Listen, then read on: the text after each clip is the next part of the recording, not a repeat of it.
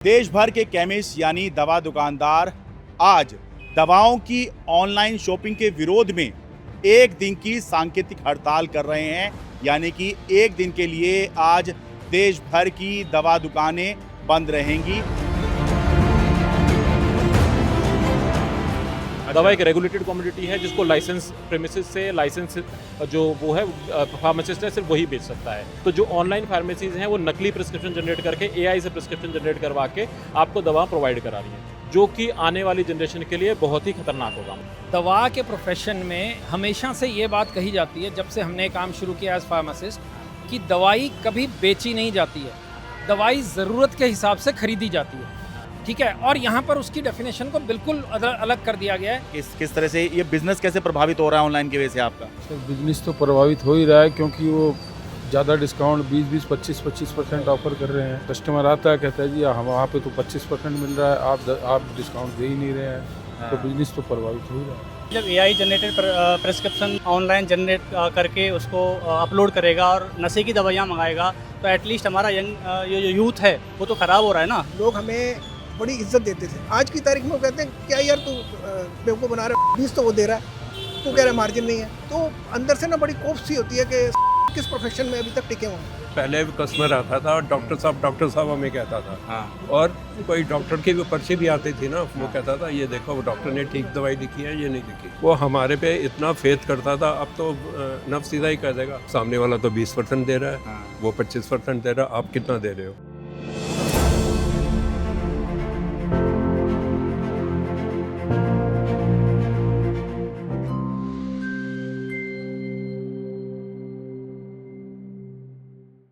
नमस्कार, मैं हूं शरद शर्मा। आप देख रहे हैं शरद शर्मा ऑन ग्राउंड।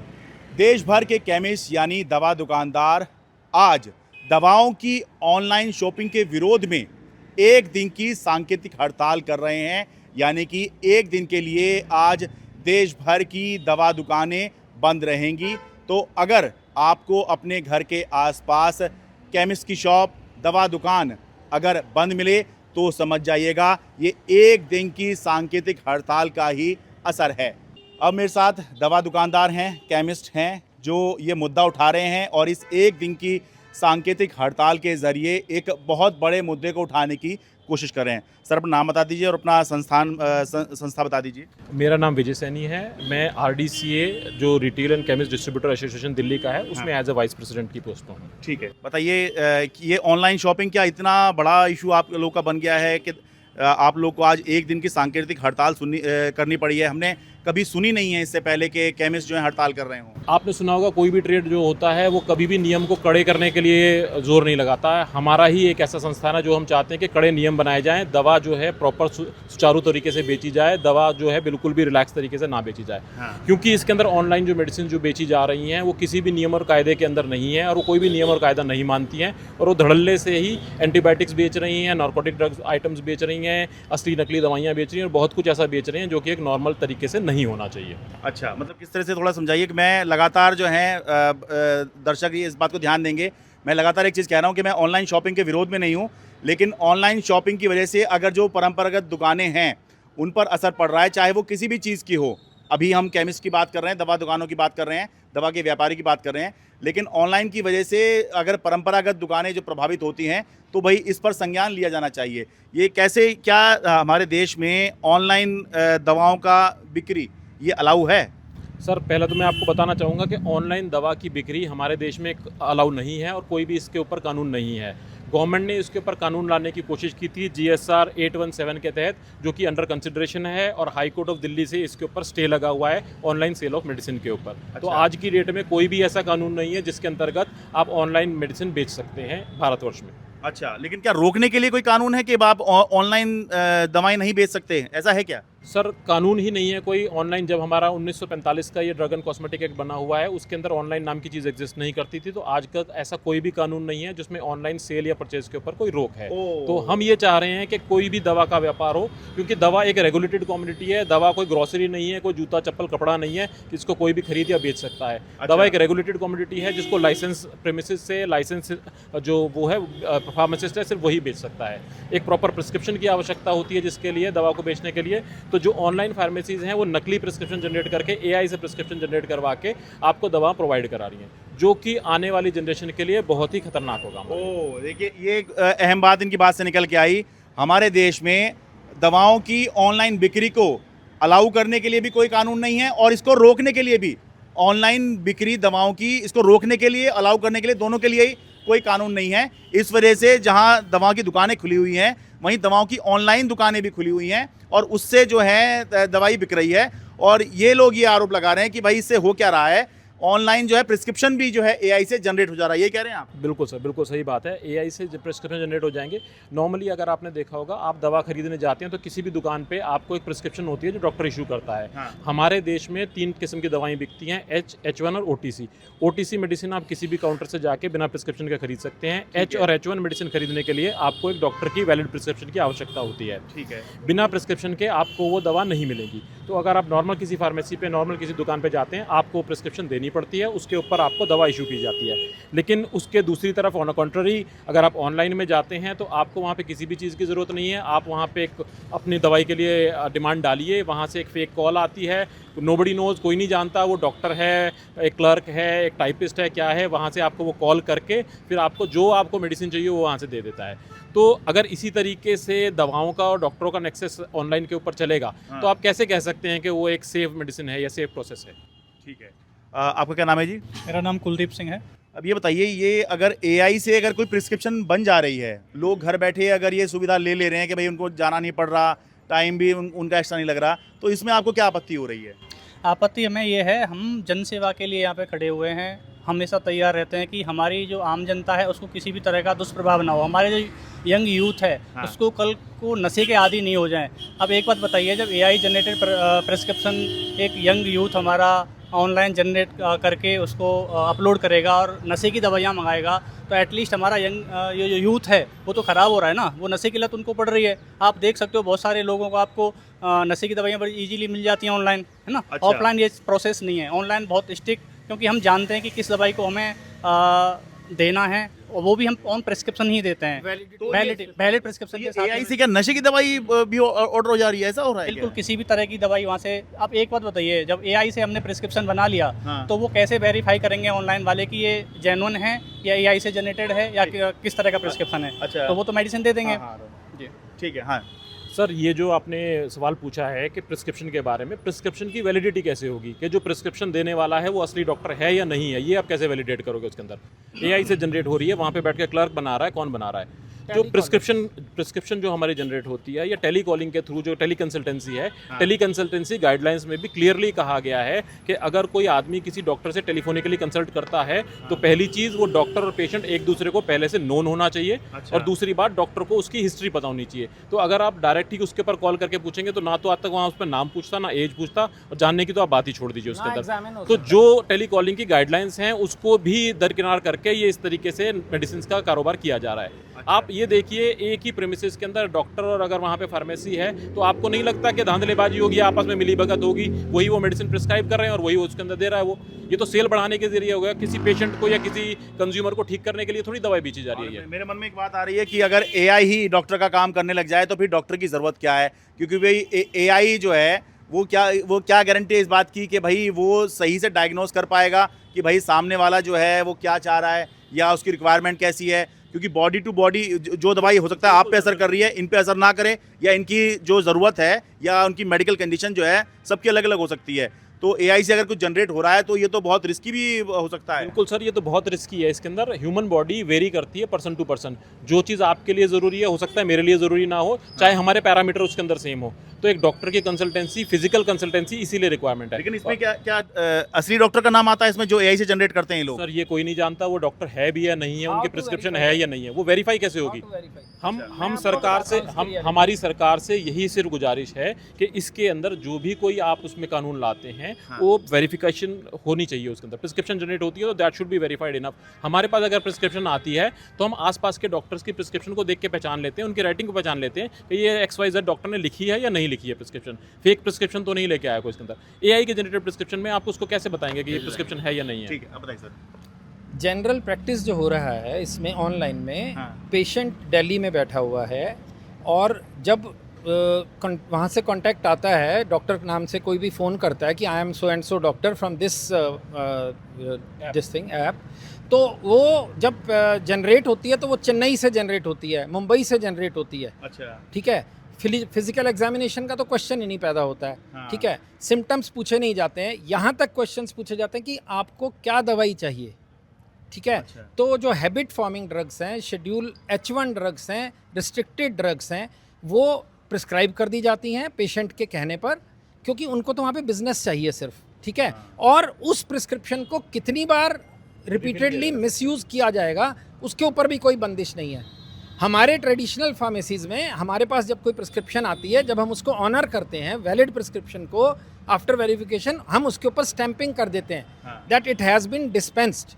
सो इस तरह की कोई प्रैक्टिस भी वहाँ नहीं है। तो हमारी जो है सरकार से यही गुजारिश है कि अपनी सोसाइटी को इस तरह की प्रॉब्लम से बचाने के लिए, जैसे प्रधानमंत्री जी ने पीछे बहुत अच्छा एक सेंसिटिव इशू उठाया AMR का, एंटीबायोटिक माइक्रोबियल रेजिस्टेंस। ये क्या होता है? ये इस तरह की चीज़ है कि जब ओवर यूज़ ऑफ एंटीबायोटिक्स हो जाता है, अनस्कर्पलस यूज़ ऑफ एंटीबायोटिक्स हो जाता है, अनरिक्वायर्ड यूज़ हो जाता है, जिसको आप होम मेडिकेशन बोलते हैं, सेल्फ मेडिकेशन बोलते हैं, उसको भी वो ऑनलाइन जो है बढ़ावा दे रहा है।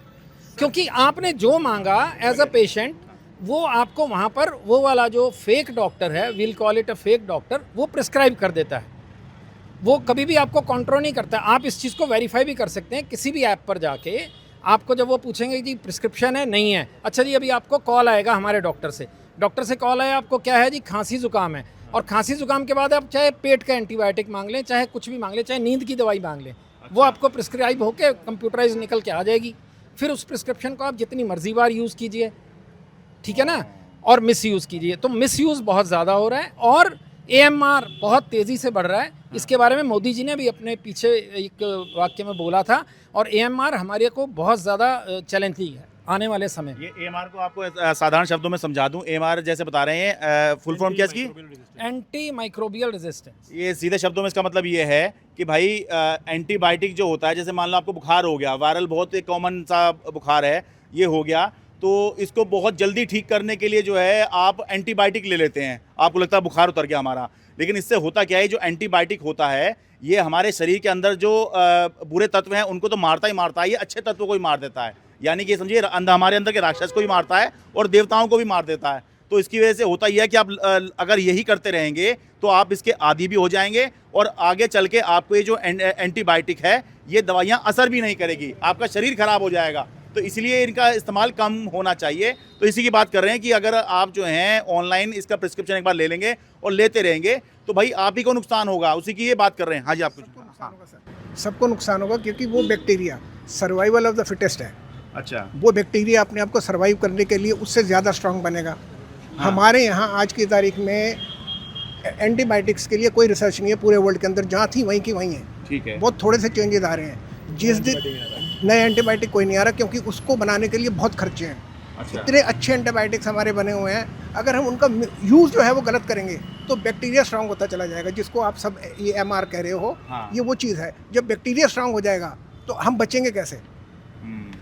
आप ये देखिए ना, जब बैक्टीरिया जिसको मारने के लिए आज हमारे पास चीज़ है, कल अगर वो ओवर पावर कर गया, उसकी कोई दवाई तो है नहीं, then how we will survive. ठीक है, मुझे एक चीज़ बताइए सर, ये जैसे आप इस पे इशू उठा रहे हैं कि भाई कोई कुछ भी दवाई ले रहा है, ये जो है आपकी दुकान पर आकर भी तो जो है ये बहुत आसान है इस तरह से ले लेना कि भाई आए और दवाई मांग लीजिए, ये वाली दवाई दे दो, तो ये आप लोग भी तो काउंटर से दे ही देते हैं दवाई। सर मैं आपकी बात से बिल्कुल एग्री करता हूं कि ऐसा किसी रिटेल पे आपको देखने को या सुनने को मिलेगा कि कहीं भी जाइए दवा मांगिए मिल जाती है। हाँ। लेकिन हम ये चाहते हैं स्ट्रिक्ट रूल एंड रेगुलेशन हो, ये नहीं चाहते अगर किसी दुकान पे ऐसा हो रहा है तो सरकार सारे रूल्स और नियम ही हटा दे कि कोई भी कैसे मर्जी कोई भी दवाई या एंटीबायोटिक बेच सकता है। हम ये चाहते हैं कि स्ट्रिक्ट नियम हो, अथॉरिटीज़ और जो हमारी सरकार है वो सख्त नियम बनाए, ताकि ये जो इस टाइप का मिसयूज़ हो रहा है, इक्का दुक्का अगर रिटेल में भी हो रहा है तो वो भी कसा जाए और वो भी नियम के अंदर ही वो एंटीबायोटिक बेचे।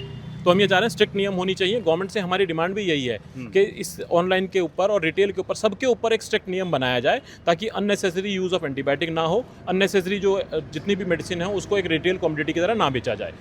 और ये भी है कि देखिए आप सामान बेच रहे हैं, कपड़े लत्ते बेच रहे हैं, वॉशिंग पाउडर बेच रहे हैं या साबुन बेच रहे हैं, ये एक अलग चीज़ है। दवाएं जो हैं बिल्कुल अलग चीज़ हैं। ये दवाएं ऐसी हैं कि भाई आपने ले ली, हो सकता है भाई आपके साथ पता नहीं क्या हो जाए, और उसके बाद में मान लीजिए किसी दवा ने रिएक्ट कर दिया, उसके बाद क्या है, क्या ऐप में जाके आप ढूंढेंगे या ऐप वाले के खिलाफ आप जाके शिकायत करेंगे? अभी तक हमने तो नहीं देखा कोई इस तरह का कोई मामला आया हो।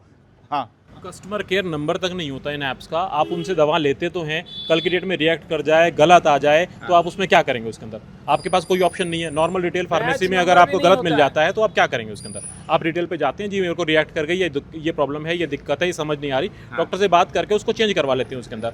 ऑनलाइन फार्मेसीज के अंदर किसी के ऊपर भी आपको एक कंज्यूमर केयर नंबर तक नहीं मिलेगा। अगर कल की डेट में कोई मिस फॉर्चून होता है, कोई ऐसी प्रॉब्लम होती है, तो आप क्या करेंगे उसके अंदर? मैं कह रहा हूँ कि आमतौर पर मैंने देखा है कि जो ट्रेडर्स हैं वो इसलिए स्ट्राइक कर रहे होते हैं कि सरकार सख्ती कर रही है और इससे काम नहीं चल पा रहा है। आप लोग जो हैं खुद सख्ती करवाने के लिए जो है स्ट्राइक कर रहे हैं कि सख्ती करो, सख्ती करो। हम तो कह रहे हैं कि सबके ऊपर ही सख्ती होनी चाहिए। जो हमारे ऊपर कानून है वही ऑनलाइन के ऊपर होना चाहिए, ऑनलाइन के ऊपर ज़्यादा होना चाहिए। हम तो अभी फिज़िकली बैठे हुए हैं, शॉप पर बैठे हैं, कोई प्रॉब्लम होती है कोई कस्टमर को हमारे पास आता है, वो कहता है ये मेडिसिन, ये वो प्रॉब्लम हो गई, ये रिएक्ट कर गई, वो हो गई, वो हम उसको सही गाइडेंस देते हैं। जब ऑनलाइन वाला आएगा वो तो जो दवाई से कुछ भी हो गया, वो मर भी गया, न कुछ भी हो गया, वो तो गया, उसका तो कुछ भी पता नहीं है कि कहाँ से मेडिसिन आई है, क्या हुआ है, क्या नहीं हुआ। और कोई जो ये सीआईडी या वो पुलिस वाले भी इन्वेस्टिगेट कर नहीं पाएंगे कि क्या हुआ इसे, ये कहाँ से मेडिसिन आई है, क्यों गलत आई है। हमारे पर तो आ जाते हैं, हमने कोई गलत दे दी या बाई चांस कोई रिएक्शन हो गया, हमारे पास तो आ जाते हैं, हम भी खुशी खुशी उनको कहते हैं कि ये मेडिसिन ये वाली जो ये अगर रिएक्ट की है या तो कुछ है, आप इसका करवाओ सारा, ठीक है, जो सैम्पलिंग करवाओ वो करो। वहाँ तो कोई कुछ नहीं है ऐसे। इसमें अहम बात यह है कि देखिए जो भी हमारे गली मोहल्लों में केमिस्ट शॉप खुली होती हैं, इनमें ज़्यादातर को हम जानते होते हैं, क्योंकि हमारी गली मोहल्ले में है तो जानते होते हैं, तो वो भी हमें जान रहा है, हम भी उनको जान रहे हैं। तो कल को कुछ भी होता है तो कम से कम सामने कुछ कहने सुनने को तो है, लेकिन ऑनलाइन में जो है ऐसा सिस्टम बहुत ज़्यादा जो है आसान नहीं होता है कि कुछ होगा भी। हाँ जी सर, ये जो अथॉरिटीज़ ज्यूरिडिक्शन की बात थी, अभी जैसे सर ने बताया यहाँ पे दिल्ली में पेशेंट बैठा है, चेन्नई से उसकी प्रिस्क्रिप्शन बन रही है, गुड़गांव से उसकी दवाई आ रही है। अगर उसमें कोई प्रॉब्लम होगी तो पेशेंट कहाँ पे कांटेक्ट करेगा? चेन्नई पे कांटेक्ट करेगा, गुड़गांव में कांटेक्ट करेगा, दिल्ली में कंप्लेंट करेगा? किस अथॉरिटी को कंप्लेंट करना चाहिए? ज्यूरिडिक्शन इशू इतना ज़्यादा है कि पेशेंट जो है एक चक्कर से दूसरा चक्कर लगाता रहेगा, कभी चेन्नई भागेगा, कभी गुड़गांव भागेगा, कभी दिल्ली भागेगा, क्योंकि दवा आपने गुड़गांव से मंगाई है तो आपको कोई कंप्लेंट रजिस्टर करनी है तो गुड़गांव में करोगे। पेशेंट बैठा है दिल्ली में, डॉक्टर बैठा है चेन्नई में, तो आप मुझे बताइए इन तीनों से अगर पेशेंट को एक साथ में बात करनी है तो कैसे हो पाएगी? वो तो पॉसिबल ही नहीं है। जो ज्यूरिसडिक्शन जो होगी, अगर मान लीजिए दिल्ली के अंदर आपकी कोई प्रॉब्लम आ रही है, आपको एक लोकल बिल मिलता है, आप ज्यूरिसडिक्शन में उसको यूज़ कर सकते हैं, तो जो हमारी कंट्रोलिंग अथॉरिटीज़ हैं उनको भी दिक्कत आएगी इससे। तो अननेसेसरी दवाई आपको ये नहीं पता लगेगा दिल्ली से आ रही है, चेन्नई से आ रही है या कीनिया से दवाई आ रही है, बाहर से दवाई आ जाएंगी तो आपको कैसे उसको डायग्नोज करोगे? किस तरह से ये बिजनेस कैसे प्रभावित हो रहा है ऑनलाइन की वजह से आपका? सर बिजनेस तो प्रभावित हो ही रहा है, क्योंकि वो ज़्यादा डिस्काउंट 20-20, 25% ऑफर कर रहे हैं। अच्छा। और वो कहते हैं जी, कस्टमर आता है कहता है जी हम वहाँ पे तो 25% मिल रहा है, आप डिस्काउंट दे ही नहीं रहे हैं। तो बिजनेस तो प्रभावित हो ही रहा है। अच्छा, हमारे मार्जिन टोटल ये 17% और 22% है। अच्छा। जो अगर उससे ज़्यादा दे रहा है, 20 भी दे रहा है, वो शॉप को कैसे रन कर रहा है? अच्छा, वो कैसे काम कर रहा है? इसमें एक चीज़ और ऐड करना चाहेंगे सर, ये जो 22% इन्होंने कहा है, इसके अंदर हमारा जो होलसेलर है वो अपना प्रॉफिट हमें दे रहा है, क्योंकि हम उसकी पेमेंट टाइम से दे रहे हैं। अच्छा। अदरवाइज उस पर हमारा हक नहीं है, हमारा 18% पे ही हक है। अच्छा। जो ऊपर का आप 4% ऐड कर रहे हैं वो the distributor is giving on our cash payment, what relations we are carrying, उसके ऊपर वो दे रहा है। We don't have any right कि हम उसे खींच नहीं सकते। ठीक है। जो दे रहा है 25% दे रहा है, 30% दे रहा है, वहाँ से ये सारी मेडिसिन आ रही है, तकरीबन 20-30% सुपीरियर्स मेडिसिन आ रही है। अच्छा। अभी आपने सुना होगा ये मोंजारो इंजेक्शन का। वो कितना ये पकड़ा गया, कितने हज़ार वो पकड़े गए हैं, सारे के सारे नकली हैं। अच्छा, तो मतलब आप यूजुअली कितना डिस्काउंट देते हैं आप, जैसे कोई दवा? 10% तो दे सकते हैं, 10 से ज़्यादा अब कहाँ से देंगे, हमारे भी तो खर्चे हैं अच्छा, शॉप के ऊपर। हाँ, और ऑनलाइन वाले 25% तक दे रहे हैं। 25 दे रहे हैं, अच्छा, 25 भी दे रहे हैं, ज़्यादा भी दे रहे हैं, 40 भी कोई दे रहा है, तो कहाँ से देगा? उसके पास जब मार्जिन ही नहीं है, वो 40% वो कहाँ से देगा? वो नकली चीज़ें देगा फिर। हालांकि ये है कि उनके खर्चे कम होते हैं, आपके खर्चे हैं बकायदा। आप एक शॉप खोल के बैठे हैं, आपने स्टाफ। खर्चे की बात नहीं है, जो 40% जो दे रहा है, 30-40% दे रहा है, वो कहाँ से दे रहा है? वो अपना लॉस करके, जो ट्रेड का मार्जिन है 20% मार्जिन है, वो 20% अपने वो पल्ले से वो डाल के देगा। अच्छा, वो कहाँ से देगा? वो फिर वो काम करेगा, नकली मेडिसिन लेके आएगा, अनएथिकल प्रैक्टिसेस में जाएगा ना। ठीक है। आपकी शॉप है जी? अच्छा, आप ऐसे, हाँ जी। सर बेसिकली जैसे आपने डिलीवरी वाला मुद्दा बताया इनको, या डिस्काउंट वाला मुद्दा बताया, डिस्काउंट देखिए हमारी तरफ से सरकार ने 2 टाइप के प्रोडक्ट बना रखे हैं, एक कंट्रोल ड्रग, एक non control drug. Control drug वो होती है जो सरकार के हिसाब से एक तय मार्जिन के ऊपर दी जाती है। अच्छा। और नॉन कंट्रोल ड्रग वो होती है जिसके ऊपर उससे कुछ ज़्यादा मार्जिन होता है। नॉर्मली अगर आप देखें तो 14% और 17% हमारा मार्जिन होता है, 2-4% हम डिस्काउंट अपने डिस्ट्रीब्यूटर से ले लेते हैं, अपने व्यवहार के ऊपर, अपने चेक के ऊपर, अपनी पेमेंट्स के ऊपर। लेकिन अगर कोई 40 से 50% अगर वहाँ पर डिस्काउंट दे रहा है तो नकली दवाइयों का एक रास्ता दे रहा है ना, कि जिसके जरिए नकली दवाइयाँ आएंगी। कहाँ से आ रही हैं 40-50%? कंपनी 40-50% का मार्जिन नहीं देती है तो कहाँ से मिल रहा है? और दूसरी बात आप ये देखेंगे वहाँ पे जो डिलीवरीज होती हैं, इंसुलिन जैसे सेंसिटिव प्रोडक्ट हो गए हैं, तो उसको एक टेम्परेचर कंट्रोल में रखना चाहिए। अब दिल्ली जैसी गर्मी में आप यहाँ खड़े हैं, आपको भरे पसीने आ रहे हैं यहाँ पे, इंसुलिन जैसा एक सेंसिटिव प्रोडक्ट है जिसको 10 डिग्री टेम्परेचर में रखना, तो उसको कैसे आप मेंटेन करेंगे? Cold chain maintenance, cold chain maintain नहीं कर पाएंगे। अब वहाँ पे कोल्ड चेन का लड़का लेके जाएगा, एक थैली में पकड़ा देगा आपको इंसुलिन, तो उसकी एफिकेसी क्या रहेगी, क्या काम रहेगा हम उसका? सब खड़े हैं सर, फ्रिज सबके चल रहे हैं, फ्रिज सबके चल रहे हैं, टेम्परेचर मेंटेन हो रहा है, हर चीज़ जो। और जब हम इंसुलिन कस्टमर को देते हैं तो कूल पैक के अंदर डाल के देते हैं, कूल पैक के अंदर रख के देते हैं। कूलेंट होता है, कूलेंट के बीच में हम इंसुलिन रख के कस्टमर को देते हैं। अच्छा, आप अभी भी हमारी दुकानों पे चलेंगे, आपको हमारे फ्रीजर में पानी नहीं मिलेगा, अच्छा। सिर्फ कूलेंट मिलेंगे। अच्छा, अच्छा, अच्छा, अच्छा, कूल करने के लिए। और आप ये देखें, मैं एक छोटी सी चीज़ पूछता हूँ, एक आदमी डिलीवरी लेके सुबह निकला, 10 बजे उसको लाद दिया कि ये 25 जगह का आपने देना है, तो वो इतने कूलेंट लेके निकलेगा तो सामान का रखेगा। उनके पास तो एक बैग है, एक इतना सा वो है, उसमें 1-2 कूलेंट रख दिए। 2 घंटे के बाद इस गर्मी में वो कूलेंट कहाँ रहा?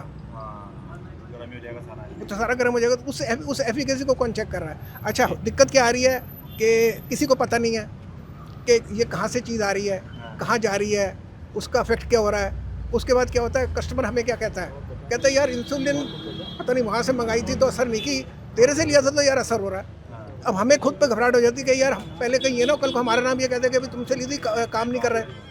तो ये बड़ा कंट्रोवर्सी सी चल रही है, कुछ समझ में नहीं आ रहा कि मतलब हम लोगों का स्टेटस क्या रह गया है। Now I am in the profession for the last 47 years. अच्छा, 47 साल हो गए, इनको 55 साल हो गए। अच्छा, मेरे प्रोफेशन को नोबल प्रोफेशन कहते थे, लोग हमें बड़ी इज्जत देते थे। आज की तारीख में वो कहते हैं क्या यार तू बेवकूफ़ बना रहा है, 20 तो वो दे रहा है, तू कह रहा है मार्जिन नहीं है। तो अंदर से ना बड़ी कोफ सी होती है कि किस प्रोफेशन में अभी तक टिके हुए हैं, पर हमारा कोई स्टेटस ही नहीं रहा। इतने बढ़िया प्रोफेशन को इसने ऑनलाइन ने और ये कुमार भी कोई ये क्या कर दिया है? क्या it is now it is a business या इट्स ए नोबल प्रोफेशन।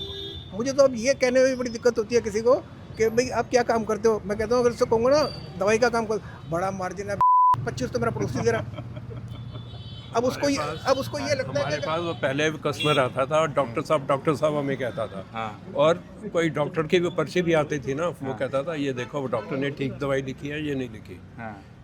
जो मेरे को खांसी जुकाम हो रहा है, डॉक्टर ने ठीक लिखा है या नहीं लिखा। वो हमारे पे इतना फेथ करता था, अब तो नफ सीधा ही कह देगा सामने वाला तो 20% दे रहा है, वो 25% दे रहा है, आप कितना दे रहे हो? हाँ, ये बात सही कह रहे हैं। और क्योंकि वो गली मोहल्ले कहें कि जान पहचान ज़्यादा होती थी, ज़्यादा बातचीत केमिस्ट से ही हुआ करती थी। हाँ जी, आप बात बोल के ख़त्म करो फिर। सर लास्ट में आपको ये बताना चाहूँगा सिर्फ, अब कोई भी दवा की सेल होती है, जब वो उसमें लाइसेंस इशू होता है, उसमें 2-3 चीज़ें होती हैं।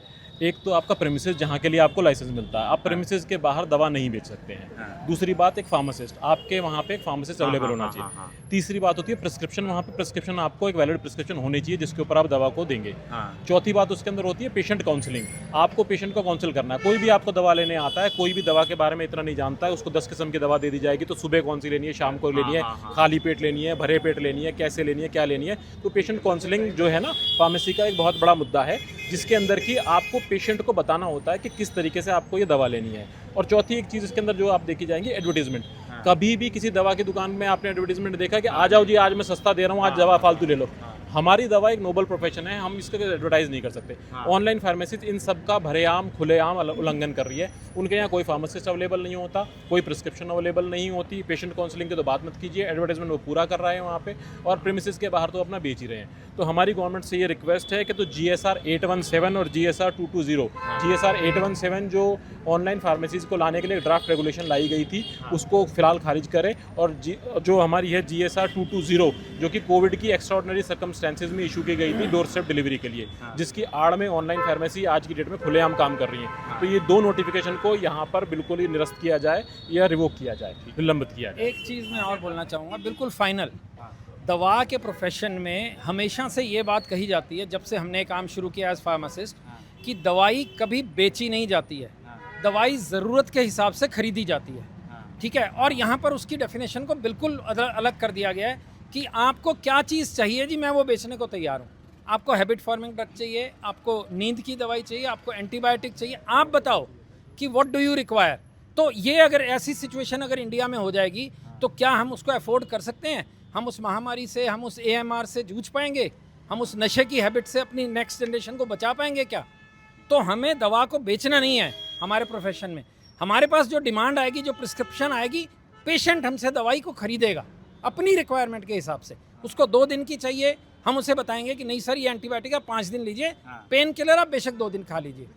इस तरह की चीज़ें हैं। वैलिडिटी ऑफ प्रिस्क्रिप्शन एक बड़ा टेक्निकल इशू है। एक ही प्रिस्क्रिप्शन को 10 बार भी मिसयूज़ किया जा सकता है ऑनलाइन के बेसिस पे। हमारे यहाँ नहीं हो सकता है। हम लोग फार्मासिस्ट हैं, हम बैठे हैं, हम लोग अपनी काउंसलिंग देते हैं, सेल्फ मेडिकेशन को हम रोकने के लिए प्रेरित करते हैं लोगों को। तो इस तरह की बहुत सारी चीज़ें हैं।